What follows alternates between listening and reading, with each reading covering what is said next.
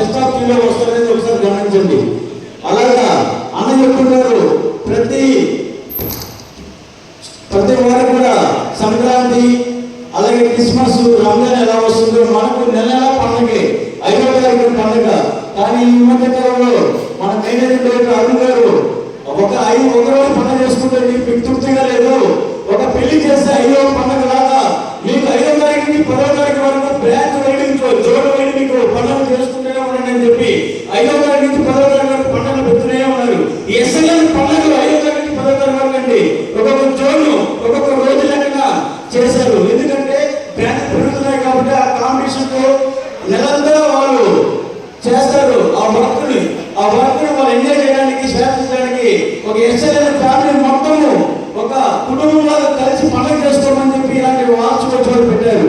దానికి మనము ప్రతి ఒక్కరు మనము మనసా వాచ కర్మణ త్రికరణ శుద్ధిగా పూర్తిగా వారికి సహాయ సహకారం అందిగలిగితే ప్రతి ఊరు ప్రతి ఒక్క ఏరియా ప్రతి ఒక్క కస్టమర్ మొదలు ఉంటారు. కాబట్టి దానికి నిన్ను హృదయంతో ప్రతి ఒక్కరు ఒక కాంపిటీషన్ లాగా కాకుండా ఒక మంచి స్నేహపూర్వకంతో మనం ముందుకెళ్ళగలిగితే ఇలాంటి విజయాలు ఎన్నో తీసుకోగలుగుతాం. సరే, ఇక్కడ ఉన్నాం కాబట్టి నా పరిచయ కార్యక్రమం చెప్తున్నాను. నా పేరు కంచుకమ్మ విశ్వనాథ్.